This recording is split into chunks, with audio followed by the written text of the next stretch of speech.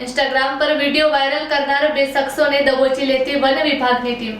અમરેલી જિલ્લાના ગીર વન વિભાગ હેઠળના તુલસીશ્યામ રેન્જમાં સિંહની પજવણીનો કિસ્સો સામે આવતા વન વિભાગે લાલાંક કરી છે। સોશિયલ મીડિયામાં વાયરલ થયેલા એક વિડીયોના આધારે વન વિભાગે ત્વરિત કાર્યવાહી કરી બે શખ્સોની ધરપકડ કરી કાયદેસરની કાર્યવાહી હાથ ધરી છે। તાજેતરમાં સોશિયલ મીડિયા પ્લેટફોર્મ ઇન્સ્ટાગ્રામ પર રણજીતભાઈ વાળા નાનીધારી નામના આઈડી પરથી એક સંવેદનશીલ વિડીયો પ્રસારિત થયો હતો। આ વિડીયોમાં સિંહ જેવા રાષ્ટ્રીય સંપત્તિ સમાન વન્ય પ્રાણી પાછળ મોટરસાયકલ દોડાવી હોર્ન વગાડી તેની પજવણી કરવામાં આવતી હોવાનું સ્પષ્ટ જણાતું હતું। ગીરની શાન ગણાતા સિંહની આ પ્રકારે પજવણી થતાં વનપ્રેમીઓમાં ભારે રોષ જોવા મળ્યો હતો।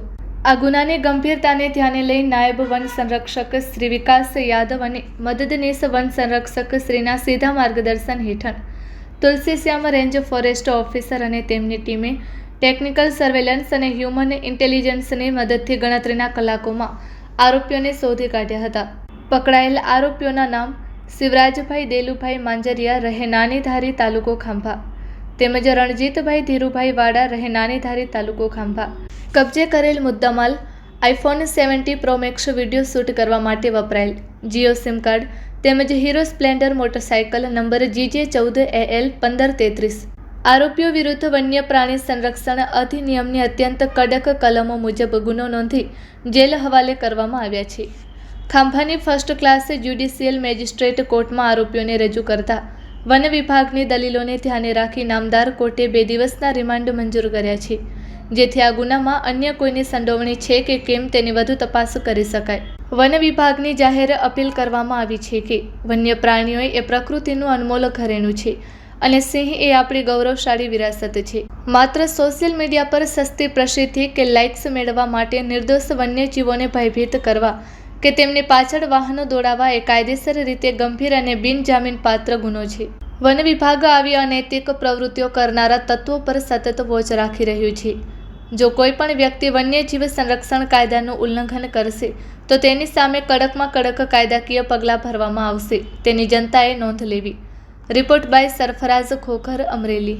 નમસ્કાર, મારું નામ કપિલ ભાટિયા છે। હું ACF ઉના તરીકે ફરજ બજાવું છું। ગત તારીખ 7 મેના રોજ સોશિયલ મીડિયા પર એક વિડીયો વાયરલ થયેલ હતો, જેમાં કોઈ એક વાહન સિંહ પાછળ પૂરપાટ ઝડપે દોડતું નજરે આવતું હતું। આ બનાવની ગંભીરતાને ધ્યાને લઈ ગીર પૂર્વ વન વિભાગ ધારીના DCF શ્રી વિકાસ યાદવ સાહેબ દ્વારા આ ઘટનાની ગંભીરતાને અનુલક્ષીને એક તપાસ સમિતિની રચના કરવામાં આવેલ હતી। તેમના માર્ગદર્શન હેઠળ ઊંડી તપાસ કરતા આ વિડીયો નાનીધારી ગામનું હોવાનું સામે આવ્યું હતું। તેથી ત્યાંના RFO ખાંભાને આ બાબતે સૂચના આપતા તેઓ અને તેમની ટીમ દ્વારા 2 આરોપીઓની અટક કરવામાં આવેલ હતી।